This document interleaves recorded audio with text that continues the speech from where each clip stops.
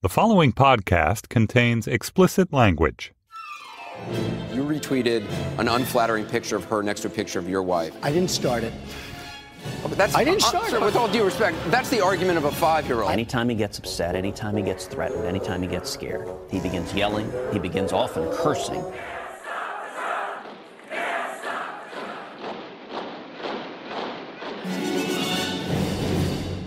Hello and welcome to Trumpcast, the show about the man who said Chris Christie totally knew about his aide shutting down the George Washington Bridge in 2013.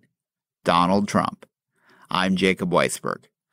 2 of those aides are now on trial, by the way. And let's not forget, the Trump transition team is being run by who? Chris Christie. I digress. So this is our last show before the first debate on Monday night. This could be a decisive event. The first debate is usually the most watched, and this one may be the most watched ever, despite being up against Monday Night Football. If Trump scores big and gets a 3 to 4 point bounce in the polls, he could make this into a truly close race. That kind of bounce for Hillary Clinton could turn the Trump presidency that we talked about yesterday into a minimal risk. The stakes really could not be any higher, and the game playing is already underway. Trump is working the ref. He's claiming the moderator, Lester Holt, is politically biased against him. On the other side, Hillary Clinton is trying to figure out how to provoke Trump into being his most obnoxious, belligerent self. It's not usually hard, without falling into various traps that Trump and Roger Ailes will be trying to set for her.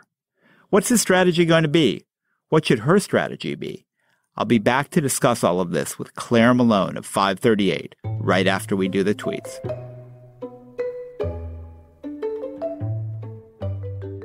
Hillary was involved in the email scandal because she's the only one with judgment so bad that such a thing could have happened. Crooked Hillary Clinton wants to flood our country with Syrian immigrants that we know little or nothing about. The danger is massive. A vote for Clinton-Kaine is a vote for TPP, NAFTA, high taxes, radical regulation, and massive influx of refugees. Jeff Zucker failed at NBC, and he is now failing at CNN. The CNN panels are so one-sided, almost all against Trump. Fox News is so much better. And the ratings are so much higher. Don't watch CNN.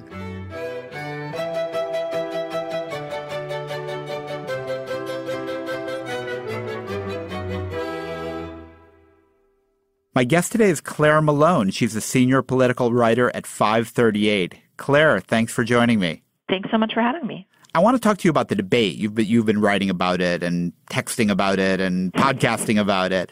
And this is our last show before the debate. And I guess the first question is, what are the expectations like going in, and why do we always play this expectations game around debates? Well, I think we play it because we anticipate them so much and we have nothing better to do that we just like to set up gambling odds. You know, I think people have high expectations for Clinton in the debate, which, you know, I think some people have been saying, well, that's, you know, if you have high expectations, they can always come crashing down on the real thing. But I actually think in some ways the debate could be Clinton's to lose this time around, just because I think Trump seems to be, in Trump's preparation and the way that the campaign is, you know, I guess they are lowering their expectations. They're saying, you know, he's not really taking debate prep too seriously. He's just going to, you know, speak from the gut. I think in some ways it's Clinton's to lose because she just is, you know, I just read a CNN thing maybe 10 minutes ago that says, from Robbie Mook, who said, you know, she's going to spend the whole time fact-checking Trump. And we'll see how that works. But, you know, the expectations games are, you know, it's high for Clinton, and it's the first time, you know, where you're putting them in the same room, and really face-to-face they are two, you know, not just physically and gender-wise, but two very different types of people. And debates are substantive things, ideally. So it's an odd expectations game this year, I think. Why would she telegraph her strategy? I mean, fact-checking Trump might be a good strategy, but why would she tell him several days in advance if that's really what she's planning to do? I mean, I think that people could probably guess that there was going to be a lot of debunking or pushing back on Trump's statements. Maybe it's a strategy to sort of, psych him out. Who knows? I kind of don't pretend to know the psychodrama that campaign managers and strategists have going on when it comes to this particular debate. I think perhaps there is some onus on putting out there, perhaps for people like us, for the media, to say, hey, you'd better be on your game about correcting Trump, right? There's the whole Matt Lauer interview where, they sort of were very lax in letting Trump get away with a lot of stuff. So in some ways, I think this could actually be them setting expectations for the media, which we all know the media plays a big spin game, and especially even more so in the age of Twitter and Facebook posts, which can happen, instead of the concrete drying overnight, it's sort of like quick set plaster of Paris or something, the way that Twitter sort of says, oh, this was the moment, that was the moment. And I think in some ways that announcement by the Clinton campaign is setting an expectation for people to really hold Trump to account, which I think there's been more of in the past couple weeks. There was the Chiron fact-checking that started maybe 3 weeks ago. I don't know. I lose time. Sense of time in this campaign. It's all a blur. 47 days to the election. That's the number you have to keep in mind. You guys know. There you go. I think there is something that's shifting a bit where people in the press, because there have been so many conversations about Trump being treated on a sliding scale, held to a different standard, grading on the curve, whatever you want to say about it, that I think that there has been a bit more vigilance. There's something in the water about that. And I think perhaps the Clinton team senses that. And that's what that sort of message from Robbie Mook is. Right, but related to the expectations game is a sort of game about sort of prepping the ref or, kind of prodding there. Lester Holt is going to be the moderator, and Clinton people would like to push him, saying, don't embarrass yourself like Matt Lauer by letting Trump get away with this bullshit. Right. And Trump is already, I saw was on O'Reilly yesterday, and said, oh, of course, Lester Holt's a Democrat. He's biased against me. So he's sort of trying to put him on notice. Hey, you better not be unfair to me. And I mean, it's just sort of funny. You're kind of like everyone's trying to predict that you're going to help the other side. Right, right.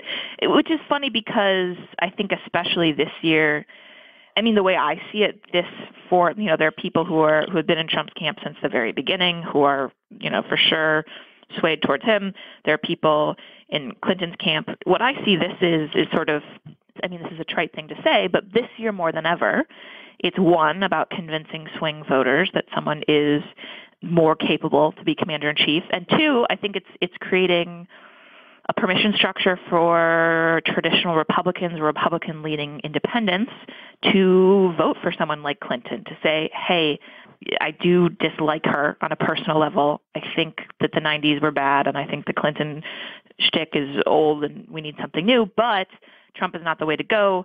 And it's about letting those people, sort of really laying out the facts in prime time for them and saying, if you're Clinton, saying, you can't vote for him. He's not fit for office. And if you're Trump, it's trying to push on those people and say, hey, listen, if I were Trump's advisors, and I think they're probably going to try to be doing this, they're trying to be convincing him to talk as much like a normal Republican candidate as possible, which in some ways is sort of impossible because he is going to have to defend a lot of the, frankly, nutty things that he has said and incoherent policy stances that he has, that his team has been spending the last, 6 weeks, month, trying to smooth out. But it really is, I think there's a lot of attention being paid to sort of, the white suburban vote in some ways, and perhaps, from Clinton's end of things, trying to catalyze her base. I think it'll be interesting to see how she handles things like, she's not, I highly doubt she's going to use the basket of deplorables language, but I do think that there's going to be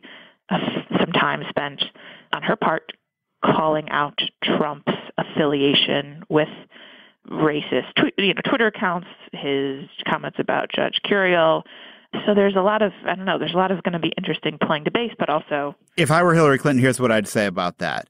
I'd say, it's not me insulting your supporters. You're insulting your supporters by assuming that they're racist, that they don't take things seriously, that they're going to accept this drivel you've been giving them. Who's condescending to them? Not me, you.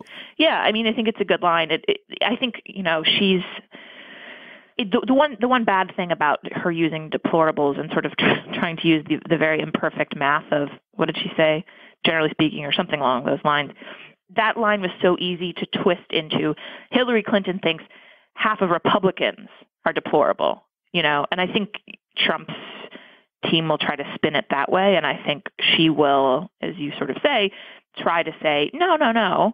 I think that this is a very, very small part of the electorate, actually, that's been given a big microphone by Steve Bannon and the Trump campaign, just sort of lifting, elevating the corners of the internet and the bad parts of society that have always lurked there. But here's what I'm worried about, Claire. I'm worried that Trump's going to do a version of what Romney did in the first debate in 2012 and show up and be moderate, reasonable, forget about all this sort of the things he did in the primaries and all the baggage. Most of America, I mean, this is going to be the biggest audience he's had. There are going to be a lot of people watching who haven't had exposure to this, who are not like talking about, David Fahrenholtz's latest story, and who are going to say, oh, that seemed kind of reasonable, that he can just have a personality transplant, and Hillary Clinton will be left sputtering, saying, wait a minute, that's not what you said before, and he can just be very dismissive of that. I think that's their biggest fear, too, is that he acts like a regular Republican, which is why I think, people have been talking about, she has stacks of briefing books.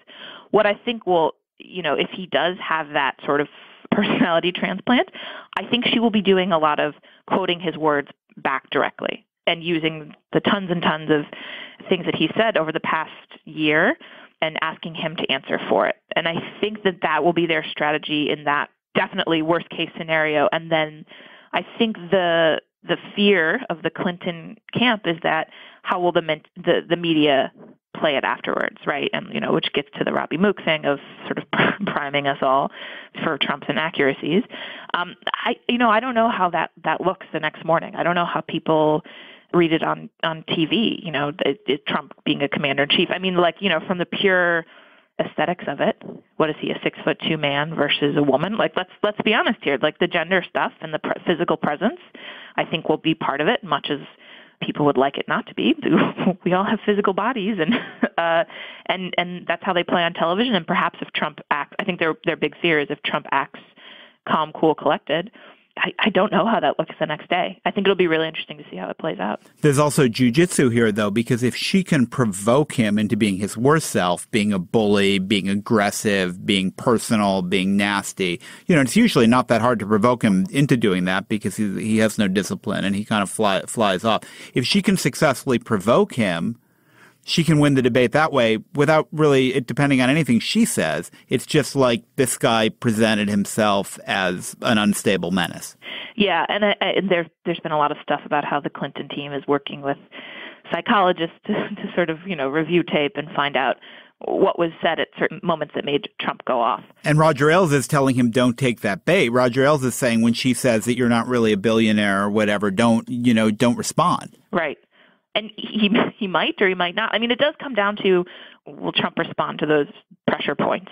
Will he get a little nasty? I mean, it's funny because he's also, his campaign has been doing, and the RNC has been doing something, which I think is a clever way of gathering email addresses, but they've been sort of crowdsourcing, what should Mr. Trump say on the debate stage? And one of the questions is, should he call Hillary Clinton crooked Hillary? Yes or no? Please fill out this survey. And I think if he listens to Ailes and the Better Angels campaign. Pardon the concept of Ailes as a better angel in any universe, but yes, go on. I know. Yeah.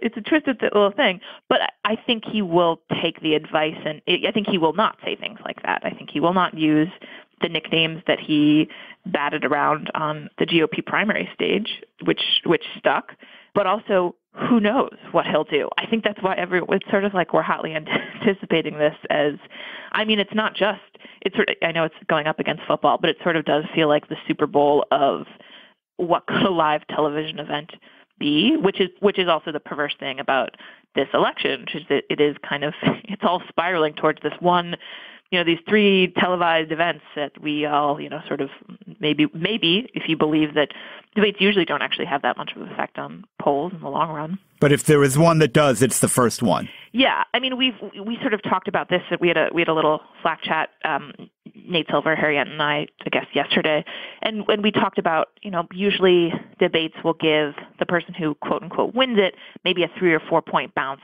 perhaps a bounce that can fade off, sort of like the convention bounce fades off.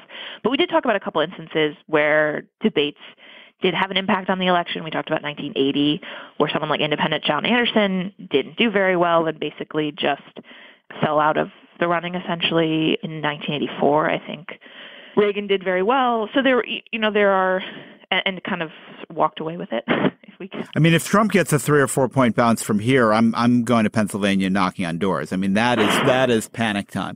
But it's funny, Claire. I heard Mark Cuban talking about this, and I thought he had some really smart advice for Hillary, which I think he's probably been giving her in private too, or to her people, which is that, the killer line for her isn't a scripted line. It's being dismissive of him in a way that really riles him because it shows a certain kind of disrespect, and it's sort of her saying, "Oh, really?" or "Seriously?" or "There you go again," rolling her eyes. Actually, like what Gore got in such trouble with in the debates with Bush, where his eye rolling was thought to be obnoxious and impolite. But if she can kind of get to Trump doing that, he'll go nuts and he'll lose the debate for himself. Yeah, I mean, I think that's definitely a strategy to go to. I think the one thing to bring up gender again is this, and there have been countless studies about how people react to women who are perceived as aggressive is the wrong word, but I don't even know what the right word is. But that's not aggressive. That's why she should be dismissive. Yeah. Is that a bad gender stereotype? Do people not like it when women are dismissive? People don't like it when anyone is dismissive, but I was going to say, they don't like it whatever a woman candidate does, which is kind of true, but exactly. Yeah, I don't know. I think it's funny. Maybe dismissive is a good way to do it, to sort of put him off as sort of like this silly person who's playing it a part. That I guess she risks if she I even hate that I'm having to have this conversation, but I think she risks if she's plays dismissive that she's being condescending, right? That's one thing that people could say that plays into Hillary's brand. But at the end of the day, like she has to do one of these options, and it's the sort of I keep on thinking of, especially after her health scare and just like her whole idea of presenting herself as the most competent, the most commander-in-chief. Like I keep on thinking of the fact that this has been a thing that women have to do for centuries. There's the Elizabeth I speech right before the Spanish Armada, right, where she says, "I may have the weak and feeble body of a woman, but I have the heart and the stomach of a king, and the King of England at that." And I kind of think that that's in whatever modern version. Yeah. Hillary Clinton has to come at independents, people who are waffling with that, which is, I am an imperfect choice, but the other option is the Spanish overrun our shores or Donald Trump becomes president, right? So that's kind of like an odd. She has a very odd line to have to walk. But she's pulled that off before. I mean, when she debated Rick Lazio in her Senate campaign, he lost that debate badly, and it was partly because he sort of mansplained or bullied her. He had kind of obnoxious masculine behavior, and she sort of let him hang himself with that. Yeah, and I think that's definitely best case scenario. So maybe Mark Cuban is right. Maybe being slightly dismissive with a note of humor about it. Right. Humor in the right places. Very serious at points when But I also think that there are points where she can sort of be winning, and I think even Trump supporters would say, "Listen, the guy's a big mouth. We know it." I think I read somewhere, don't quote me exactly, but something like only 42% of Republicans actually believed he'd ever build a wall. Like people don't. They already don't believe him. Right. So there is a lot of room for her to play into these things that everyone in America basically acknowledges are ridiculous about Trump's stances or rhetoric. And it'll be interesting to see how she mixes those in her actual sort of more serious substantive policy points. 40+% of the electorate or whatever it is not persuadable. She has to go after the small margin of persuadable voters, and then, as you were saying earlier, shore up her base so that people turn out to vote. And that's where being terrified about Trump comes into play. Yes, Definitely. And I think, the first debate might be a very different character than the second couple for her. I mean, I think it's probably most important for her in this first debate in some ways to establish the tone for those people who are still waffling. Like perhaps later on and in different venues, she'll shore up her base more. But right now, I think it's about presenting as much as she can likable Hillary, the sort of more in line with the people like Hillary Clinton when she's in office, not when she's running for office. That's a very tired fact that's, conventional wisdom thing that's been dragged around, but it's kind of true. And so, yeah, I think it's about, this debate is about creating the telegenic difference in persona, right? How actually do these two different people act under pressure, and what do they look like lined up face to face? So I think in some ways it's an atmospheric debate, for both of them. All right, Claire, I don't know about you, but I'm going to be watching this debate with Twitter in one hand and a beer in the other. What's the drinking game here? What's the Trump line when you have to drink, and what's the Clinton line when you have to drink? Ooh, well, I think if I'm going off of predict it, which is and the goal is to drink as much as possible. Let's be clear. Let's see. I mean, for Clinton, it's she uses like racist, and she won't use the plural, but let's say racist for Clinton. Drink every time she says racist or any permutation of that word. And for Trump, I mean, who knows? I think the chug word is, or chug phrase is if he says crooked Hillary, which predicted.org, which is this like elections betting market, has a lot of side markets about the debate. I encourage people to check that out. But one of the big ones, one of the hot ones is, will Donald Trump call Hillary Clinton crooked Hillary at the first presidential debate? So I'll be watching for that and maybe chugging. Who knows? Well, just remember the tweets that come from Donald Trump during the debate were not tweets from Donald Trump. I'd be very impressed if he could text under the podium. Yeah, I think he can. Claire, thanks for joining me on the show today. Thank you so much for having me. That's it for today's show. Trumpcast is produced by Jason DeLeon. His debate strategy is heavy on jiu-jitsu. Slate's executive producer is Steve Lichtide. He recommends the rope-a-dope strategy. Give the dope plenty of rope. Andy Bowers is our chief content officer. He says Hillary should bob and weave and hit Trump with a clean birther punch. John DiDomenico is our voice of Donald Trump. He just can't wait until the drinking games start. And have you left us a rating and review on iTunes? It's simple, and we'd be grateful if you would. I'm Jacob Weisberg. Thanks for listening to Trumpcast.